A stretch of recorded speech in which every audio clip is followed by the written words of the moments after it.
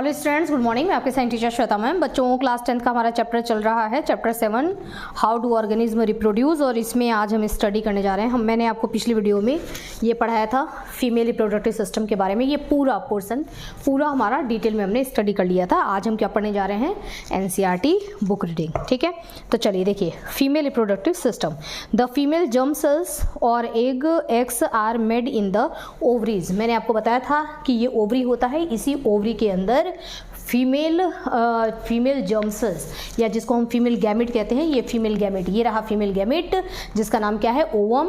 Okay, और ये female gamete कहाँ बनता है? तो ये बनता है इस ओवरी के अंदर। ठीक है, they are also responsible for the production of the some hormones. और ये जो है ओवरी जो होता है, ये ओवरी रिस्पॉन्सिबल है फीमेल सेक्स हार्मोन सिक्रीट करने के लिए। ठीक है, तो हार्मोन्स के सिक्रेशन में भी इसका रोल होता है। लुक एट द पिक्चर आपको दिखा रहा है, ये एनसीईआरटी का पिक्चर है 7.11 and identify the various organ in the female reproductive system. कह रहा है कि इसमें ये पिक्चर देखिए और इसमें ये बहुत सारे आपको ऑर्गन दिखाई दे रहे हैं और ये सारे ऑर्गन मिलकर के फीमेल रिप्रोडक्टिव सिस्टम बनाते हैं। ऑर्गन मिलेंगे तो क्या बनेंगे?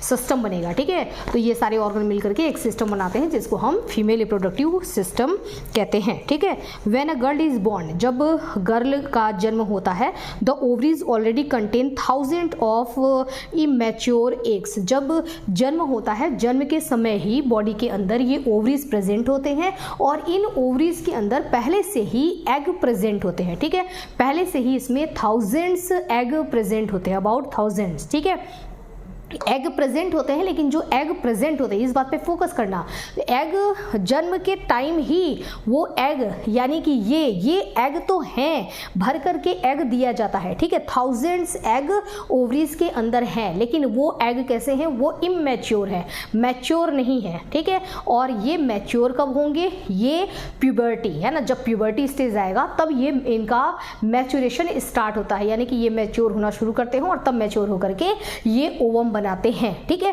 तो इतने सारे एग इसलिए दिए गए हैं ताकि ये उतने टाइम तक चल सके। कितने टाइम तक? जब तक कि मोनोपॉज नहीं आ जाता है, जब तक कि रिप्रोडक्टिव मतलब अपनी जबकि फर्टिलिटी जब तक रहती है, जब तक फर्टिलिटी स्टॉप नहीं हो जाती, जब तक हम बच्चे को जन्म देने की क्षमता जब तक रहती है, तब तक ये इतने सारे एग चल सके, है ना। तो उतना एग स्टोर करके दिया जाता है और ये एग प्यूबर्टी के बाद मैच्योर होना शुरू होंगे और कभी एक मंथ में इस वाले ओवरी में मैच्योर होंगे, एक मंथ में उस वाले ओवरी में मैच्योर होंगे।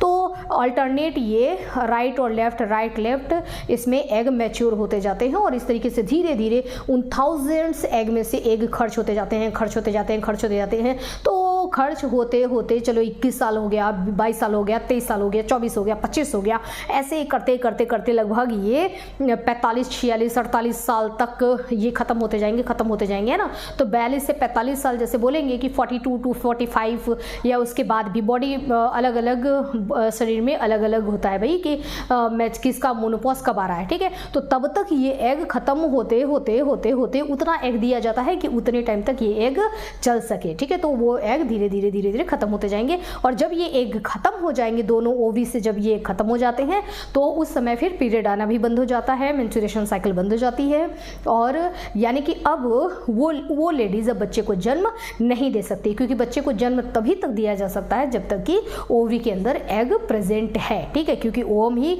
यही फर्टिलाइजेशन में पार्टिसिपेट करेगा, तो जब तक ये है तभी तक फर्टिलिटी रहती है। ठीक है, ओके, क्लियर। अब देखिए आगे बढ़ते हैं।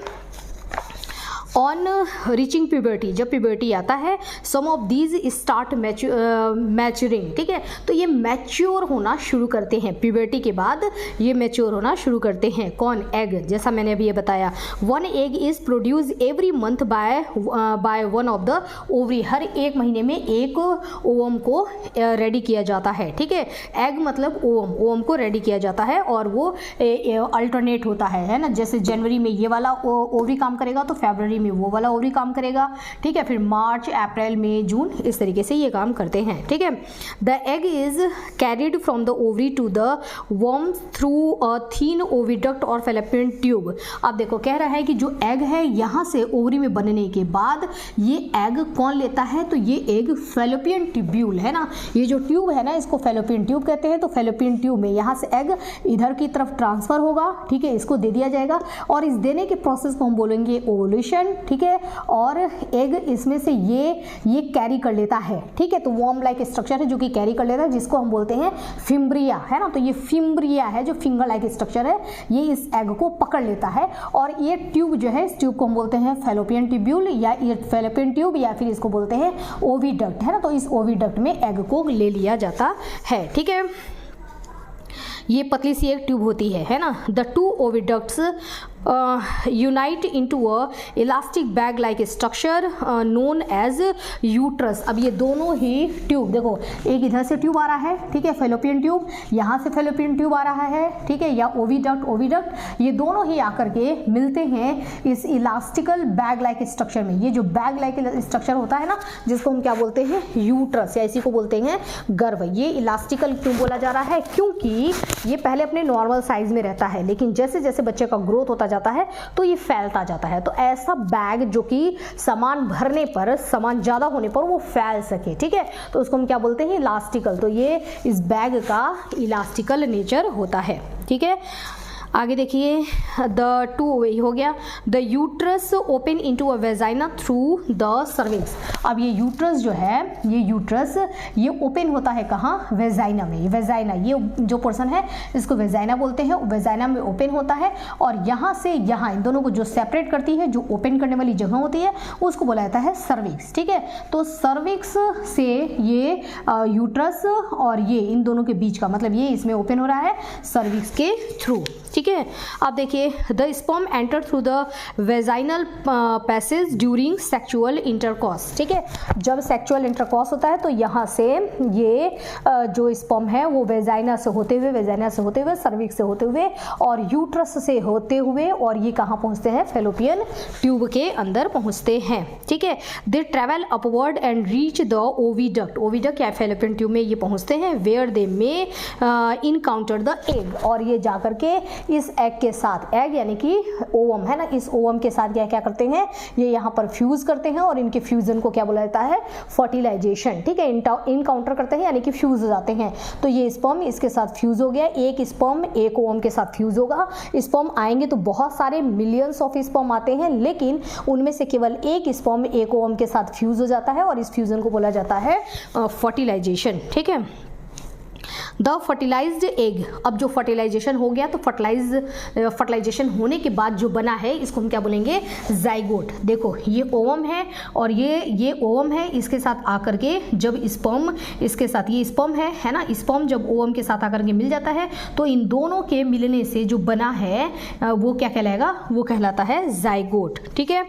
Zygote start dividing and form a ball of cells or embryo. अब ये जो जाइगोट बना है, ये जाइगोट फटाफट सेल डिवीजन करना शुरू करेगा और अपनी संख्या को बढ़ाएगा, ठीक है। तो सेल डिवीजन कर रहा है, संख्या को बढ़ाते बढ़ाते ये क्या करता है, पूरा सेल का एक पूरा बॉल लाइक स्ट्रक्चर बना लेता है, ठीक है।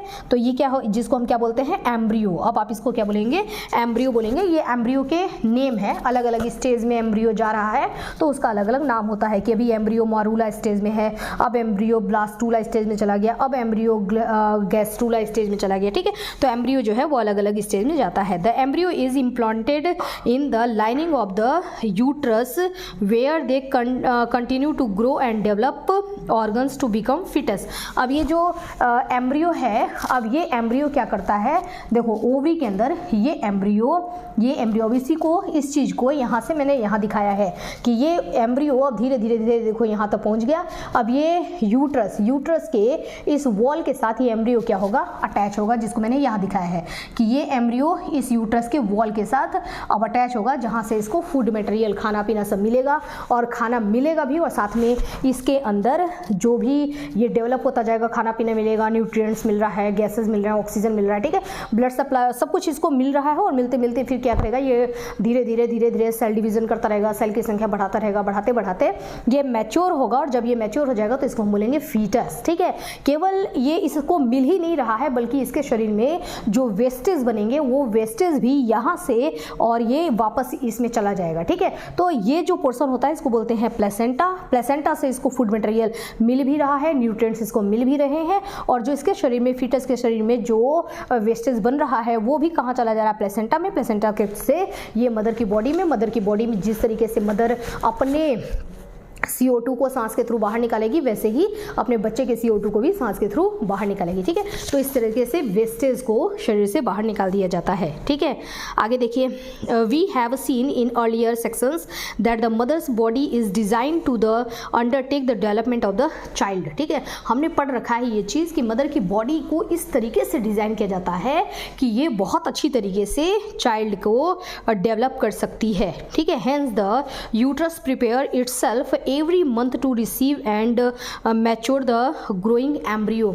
यूट्रस जो होता है, यूट्रस ये प्यूबर्टी के बाद है ना, यानी कि 12 साल के बाद ये 12 साल के बाद ये जो यूट्रस है ये हर महीने अपने आप को तैयार करता है कि अगर फर्टिलाइज एग, यानी कि ये एम्ब्रियो, ठीक है, अगर यहाँ पर फर्टिलाइजेशन होता है तो एम्ब्रियो मेरे पास आएगा, और जब एम्ब्रियो आएगा तो ये मेरे से जुड़ेगा तो मुझे इसको न्यूट्रिएंट देना पड़ेगा, सारी चीज़ें मतलब इसको सप्लाई करनी पड़ेंगी ताकि ये ग्रो कर सके, उसके लिए मुझे तैयारी करनी पड़ेगी, ठीक है। तो वो हर महीने ये यूट्रस क्या करता है, उसकी तैयारी करके रखता है, हर महीने तैयारी करके रखता है। फिर फर्टिलाइजेशन नहीं हुआ तो अपनी तैयारी को बिगाड़ेगा, ठीक है। फिर अगले महीने फिर ये यहाँ से जब यहाँ से अब एग जब आना शुरू होगा तो फिर ये तैयारी करेगा कि हो सकता है फर्टिलाइजेशन हो, है ना, फर्टिलाइजेशन होगा तो एम्ब्रियो बनेगा, एम्ब्रियो आएगा तो मुझे उसको भोजन देना पड़ेगा, फिर तैयारी करेगा। फिर फर्टिलाइजेशन नहीं हुआ तो फिर इसको बिगाड़ेगा, फिर यहाँ से फिर तैयारी करेगा, फिर बिगाड़ेगा, फिर तैयारी करेगा, फिर बिगाड़ेगा। ये जो है वो चलता ही रहेगा जब तक कि फर्टिलाइजेशन नहीं होता है, ठीक है। फर्टिलाइजेशन हो गया तो फिर एम्ब्रियो आराम से फिर इसके साथ जुड़ जाता है, फिर इसको बिगाड़ने की जरूरत नहीं पड़ती है। फिर 9 मंथ तक ये इसका ध्यान रखता है और यहाँ पर फीटस ग्रो करता है, ठीक है। The lining thickens and is richly supplied with blood to nourish the growing embryo, ठीक है। इसकी लाइन, ये वाली जो है अंदर वाली लाइन, यूट्रस की सबसे अंदर वाली जो लाइन है, अंदर वाली जो लेयर है, परत जो है, वो उसको बोलते हैं एंडोमेट्रियम। और ये एंडोमेट्रियम जो होता है वो थिक हो जाता है, मोटा होता है, उसके अंदर ब्लड सप्लाई, देखो बहुत सारा ब्लड सप्लाई इसके अंदर बढ़ा दिया जाता है ताकि जो एम्ब्रियो है वो एम्ब्रियो इसके साथ जुड़े तो इसको सारी चीज़ें, सब सुविधाएं मिल सकें, ठीक है। तो ये तैयारी की जाती है, okay. The embryo gets nutrition from the mother's blood with the help of a special tissue called placenta.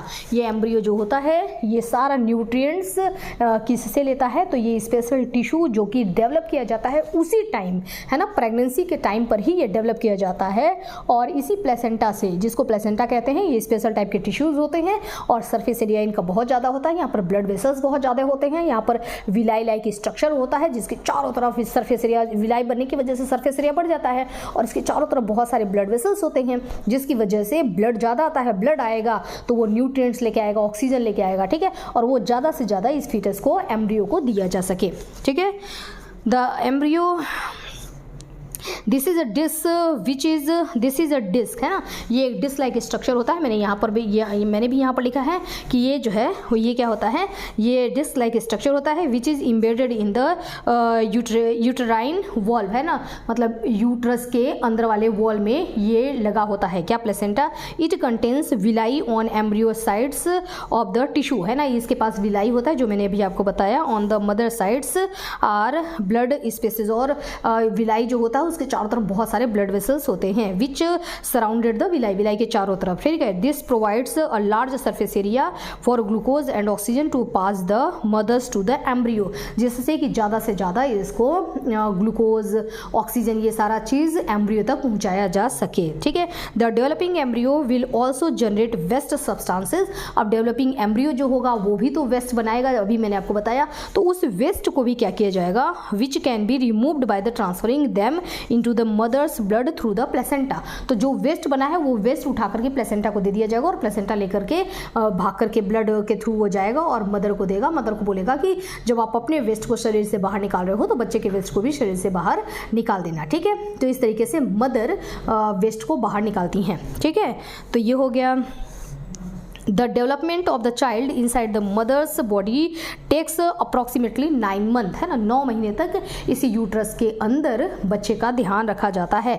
The child is born as a result of rhythmic contraction of the muscles in the uterus, है ना। Uterus में rhythmic construction मतलब कि एक बार construction होगा, फिर थोड़ी देर के लिए रिलैक्स, फिर कंस्ट्रक्शन होगा, फिर थोड़ी देर के लिए रिलैक्स, इस तरीके से होते होते ये जो सर्विक्स है, सर्विक्स ये पहले तो दरवाजा क्लोज रहता है, धीरे धीरे ये सर्विक्स जो है वो ओपन होता जाता है। लगभग 10 सेंटीमीटर तक ये, देखो यहाँ पर मैंने लिखा है कि लगभग 10 सेंटीमीटर तक ये ओपन होता है, सर्विक्स हटता है, ठीक है। और ये रिदमिक का मतलब होता है कि बारी बारी से, ठीक है, अभी हुआ, ठीक है, अभी कॉन्ट्रैक्शन हुआ, फिर छूटा, फिर रिलैक्स हुआ, फिर कॉन्ट्रैक्ट हुआ, फिर रिलैक्स हुआ, कॉन्ट्रैक्ट हुआ, रिलैक्स हुआ, इस तरीके से कॉन्ट्रैक्शन और रिलैक्सेशन चलता जाता है और सर्विक्स जो है वो धीरे धीरे धीरे धीरे हटती है। यहाँ पे स्पेस बनता है, जगह, खाली जगह बनता है, ताकि यहाँ से यहाँ पे देखो खाली जगह बनता है ताकि बच्चा जो पूरी तरीके से रेडी है, फीटस, जब तक ये गर्भ के अंदर है तब तक इसको हम फीटस बोलेंगे। और जब फिर डिलीवरी का टाइम जब हो जाता है, 9 मंथ में जब बच्चा रेडी हो गया है तो फिर इसको यहाँ से डिलीवर कर दिया जाता है। और उस टाइम पर देखो सारी चीज़ें यहाँ पर मैंने लिखा है, इसको ये सर्विस जो है वो ओपन होने लगता है, जिसको हम बोलते हैं डायलेशन, ठीक है। ओपन अबाउट 10 सेंटीमीटर, 10 सेंटीमीटर तक ये ओपन होता है। यहाँ पर लेबर पेन, इसके ओपन होने की वजह से मसल्स के कॉन्ट्रैक्शन रिलैक्सेशन से पेन होता है, ये 12 से 18 घंटे तक हो सकता है। और उसके बाद बच्चे का पहले सिर बाहर आता है, उसके बाद उसका शोल्डर बाहर आता है, फिर पूरी बॉडी उसकी यहाँ से होते हुए, यहाँ से होते हुए, देखो यहाँ से होते हुए, यहाँ से होते हुए, यहाँ से होते हुए और बच्चे की डिलीवरी हो जाती है, ठीक है। तो ये बच्चों मैंने पूरा आपको समझाया था, ठीक है। और अब एक बार फिर वापस मैं आपको सारे पिक्चर्स दिखा रही हूँ। देखिए एनसीईआरटी का पेज, उसके बाद ये सारी पिक्चर्स, और मैंने पिछले वीडियो में ये पूरा आपको समझाया था, जो समझा हुआ चीज़ था उसी का सिर्फ एनसीईआरटी रीड करके मैंने आपको सारी चीज़ें बता दी। वैसे जितना एनसीईआरटी में दे रखा है उससे ज़्यादा ही आपको यहाँ पर सब कुछ है, हर एक पॉइंट लिखा हुआ है और कैसे कैसे कहाँ किस पॉइंट पर क्या समझना है, देखो सब चीज़ें हैं। जो चीज़ जहाँ जो पार्ट आ रहा है उसके बारे में सब कुछ लिखा हुआ है, लेकिन उसके लिए पिछला वीडियो देखना पड़ेगा, तभी आपको समझ में आएगा कि आपको कहाँ से और क्या देखना है। जैसे यहाँ ब्राइट ओवरी है ना, तो ओवरी के बारे में क्या चीज़ें हैं वो मैंने यहाँ लिखा है, ठीक है। अब देखो यहाँ पर ये आ गया, तो ये क्या है हमारा, देखो ये हमारा है फिम्ब्रिया, ठीक है। तो फिम्ब्रिया के बारे में जो भी टॉपिक है वो एरो लगा है कि वो चीज़ यहाँ है, ठीक है। ये हमारा फेलोपियन ट्यूब है, फेलोपियन ट्यूब के बारे में जो भी चीज़ है वो यहाँ लिखा हुआ है, ठीक है। ओवल्यूशन क्या होता है, स्टेप बताया गया है कि इसका इसमें पहुँचना, ओवल्यूशन। तो हर एक जगह सारी चीज़ें बताई गई हैं और स्पर्म ओवम का, ठीक है, वो सारा चीज़ यहाँ बताया गया है। प्लेसेंटा के बारे में, तो प्लेसेंटा ये है, प्लेसेंटा का फंक्शन और प्लेसेंटा के स्ट्रक्चर के बारे में यहाँ बताया गया है, ठीक है। सर्विक्स जो है वो क्या क्या करता है उसका काम यहाँ लिखा हुआ है।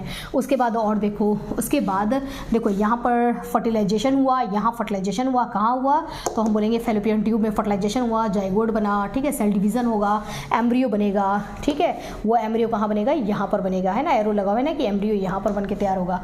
उसके बाद फिर ये एम्ब्रियो जो होगा, इम्प्लांटेशन बताया गया है कि इम्प्लांटेशन है ना, यहाँ पर इसका एम्ब्रियो का प्लेसेंटा से अटैचमेंट जुड़ जाना, इसको हम इम्प्लांटेशन बोलेंगे। इम्प्लांटेशन के बारे में पूरा डिटेल यहाँ लिखा हुआ है। उसके बाद अब फाइनली डिलीवरी है ना, डिलीवरी के बारे में सारी चीज़ें यहाँ लिखी हुई हैं। जो एक हमको यहाँ पर बच्चे के यहाँ पे नाल दिखाई देता है, अम्बिलिकल कॉर्ड है या प्लेसेंटा, उसके बारे में यहाँ पर है ना। तो ये सारी चीज़ें आप देखेंगे तो सब कुछ इसमें हर जगह जहाँ जो चीज़ है, जो हेडिंग है, उसका पूरा एक्सप्लेनेशन वहाँ पर लिखा हुआ है, ठीक है।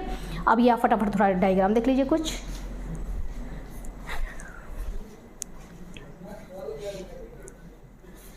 ठीक है।